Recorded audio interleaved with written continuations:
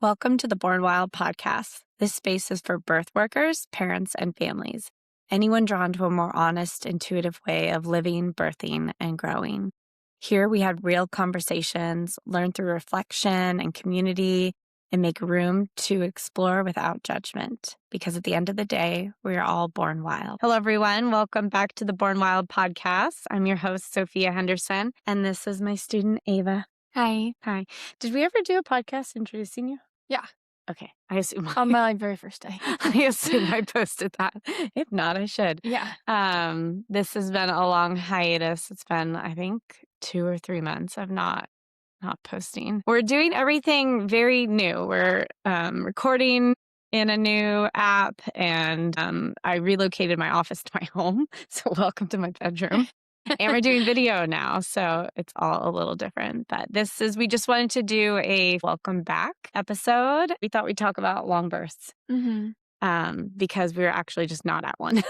Very quick birth. Very quick birth. But before that, there was a long birth. Yeah. So you haven't really had an experience with long births, though, before my practice, huh? Yeah, then my second birth with you was like the longest.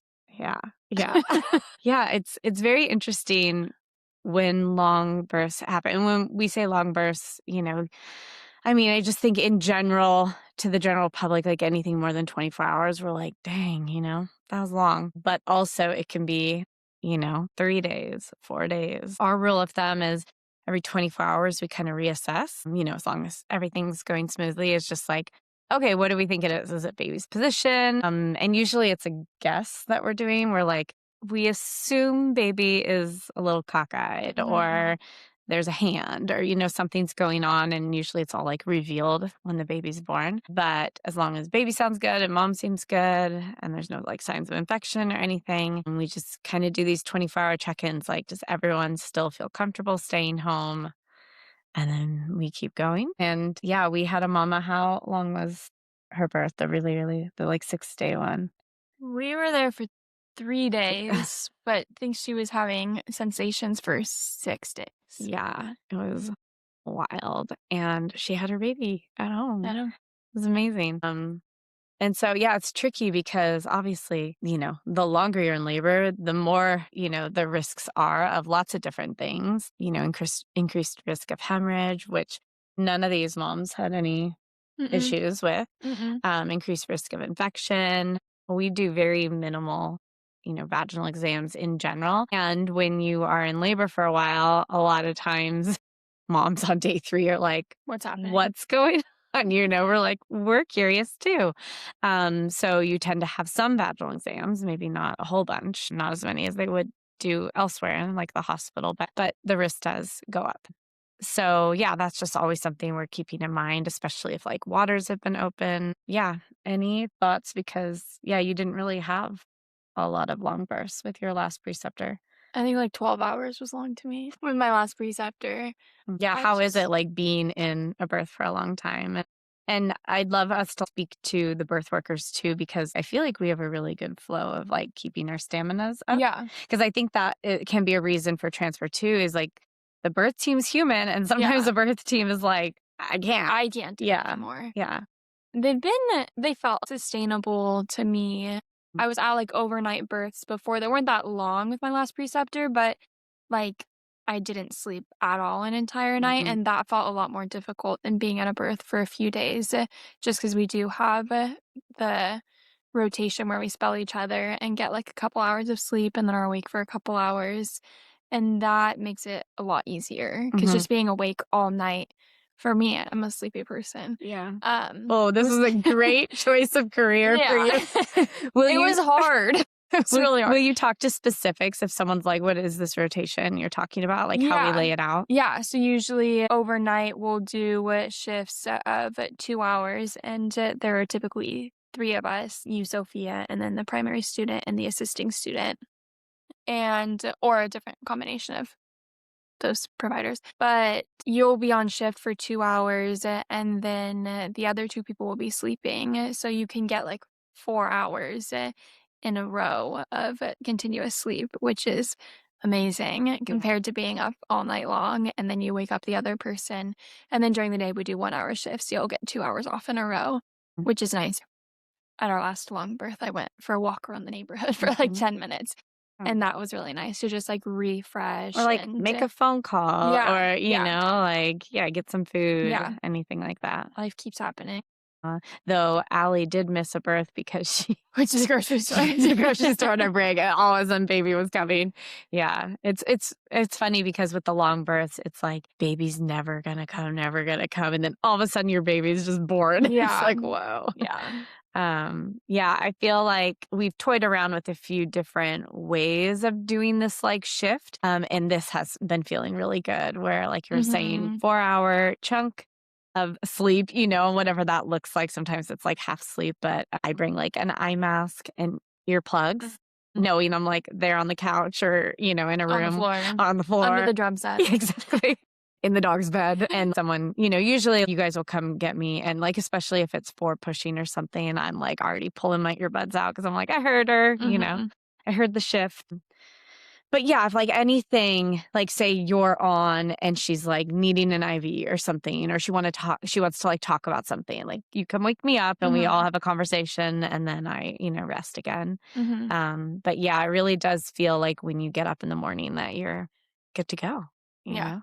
It's amazing how little sleep we can Yeah. work on. Even 4 hours would be good, but like 6 or 8 hours, like you feel Yeah. great. Because usually, depending on what the scenario is, like obviously she might start pushing and then we're all more present. Even with the 4 hour chunk, we tend to get like two of those Mhm. sometimes, where it's like Mhm. now you have your 2 hour shift, but then you could probably go back and get another, Mhm. 4 hours or so. Yeah. It works. It does.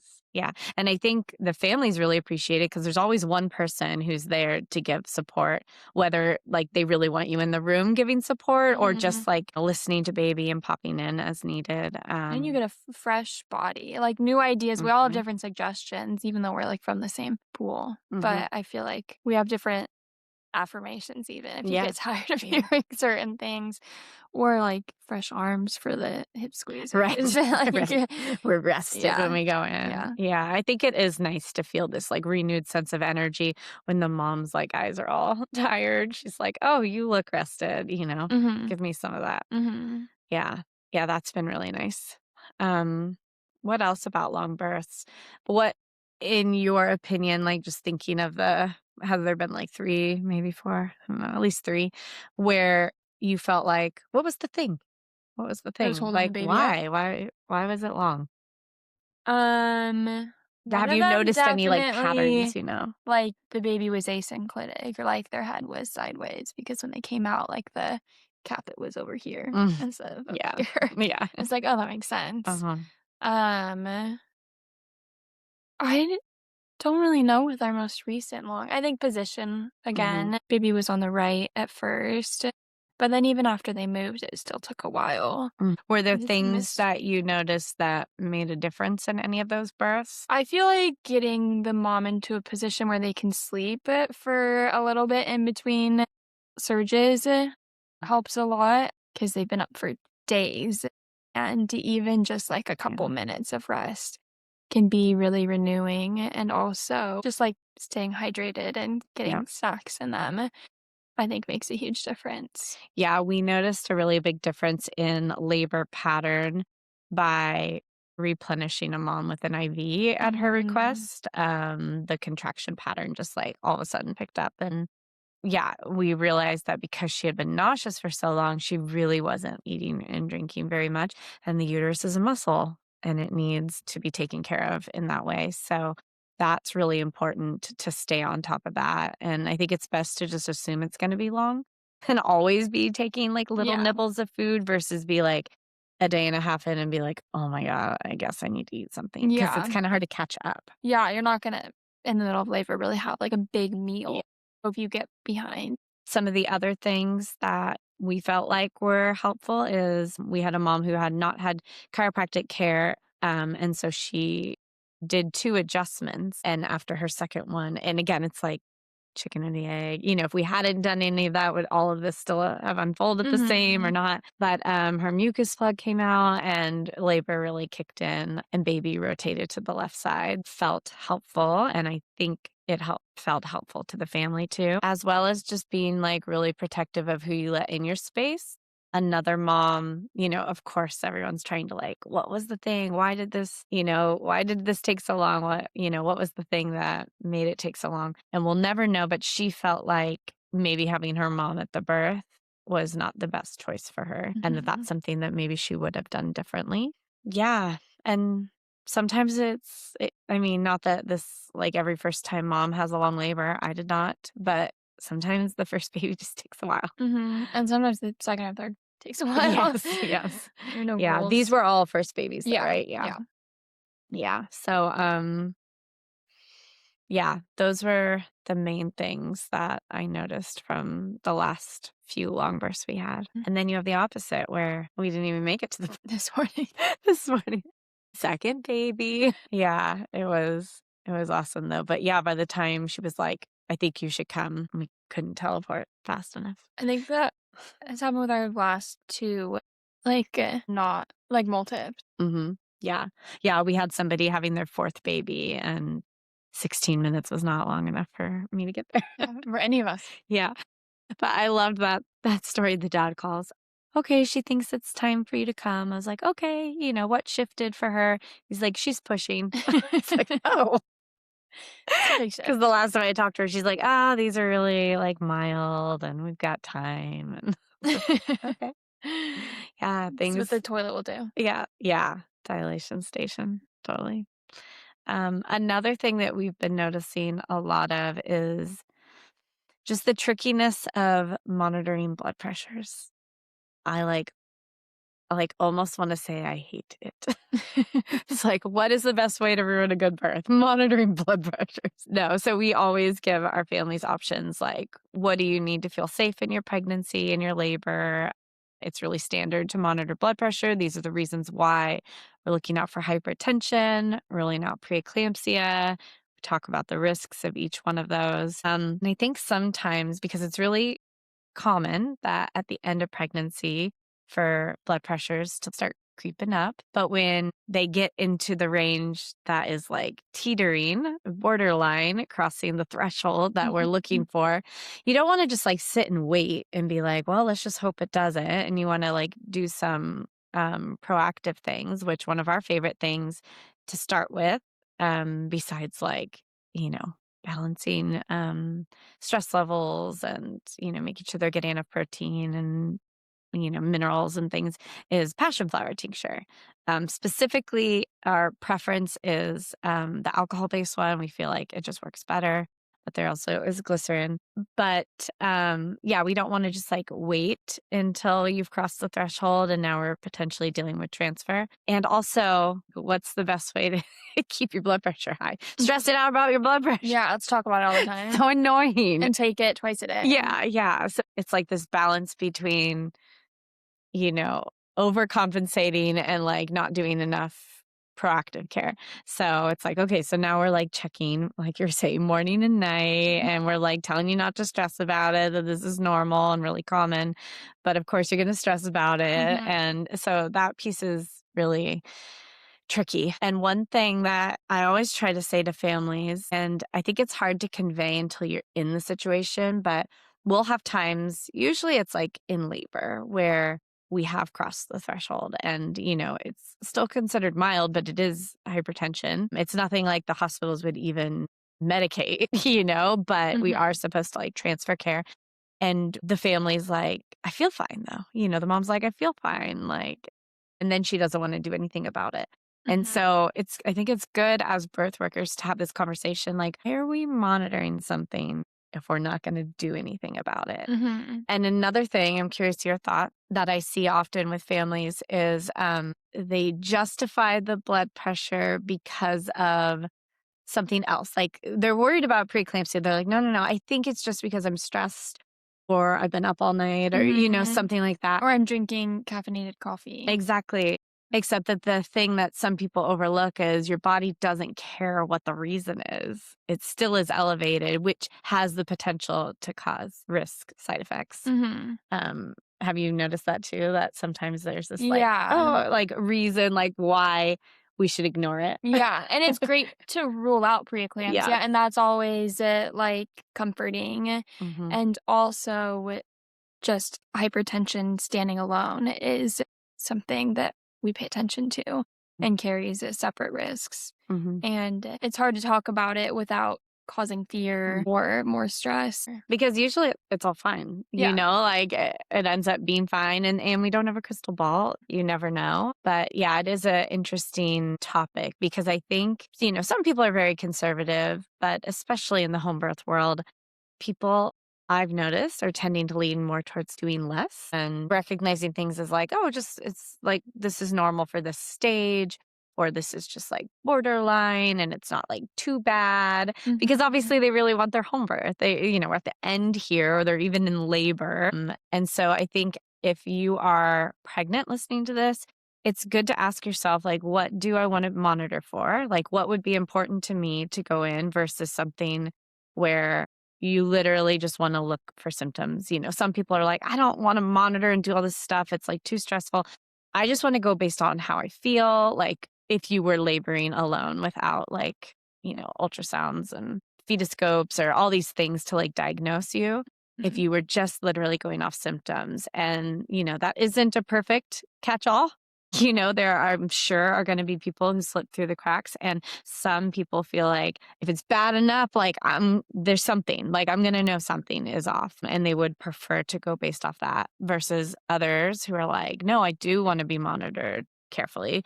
But if you're going to choose that, then what are you going to do with the information other than stress your whole birth team out when you're like, I don't want to do anything? Yeah. No, we all know. Yeah.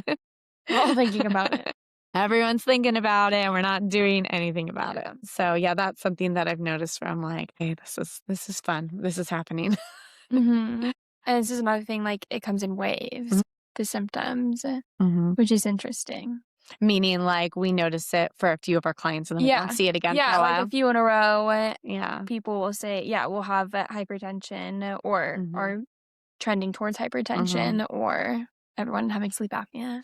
Yes, that was a fun thing. Tell them about that. That was hilarious. We are just noticing at prenatal appointments, a lot of the partners were saying, I'm noticing her breathing really loud while she's sleeping. Seems like she might have sleep apnea. She stops breathing. And the mom's like, I feel great. I'm sleeping great. And she's like, I'm not sleeping. Holding a mirror under her mouth, make sure she's breathing. And then we had multiple partners in a row say that. We're like, we just started laughing. I was like, I'm not laughing at you. I need to clarify. It's a valid concern. You're not the only one. Not laughing at you.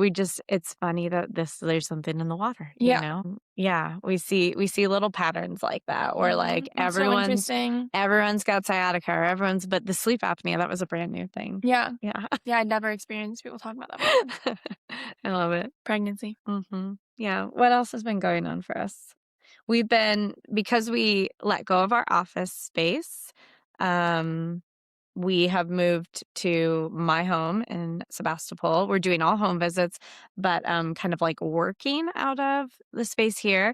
And so we've been refining everything and how we do office stay. And we've been loving the shifts. I think you just said today that you're happy with it. Any of the shifts you feel like the paperwork piece of it? Yeah. We feel like we're dialing that in. Will you speak to any of that? Yeah, I think just having fewer things to do on our office days because we didn't have a ton of tasks and then we didn't have time for skills, anything else really. Podcasts. Podcasts. That's one of the reasons why this took so long. I was like, where do I even fit it in? Yeah, we were just kind of overflowing with tasks.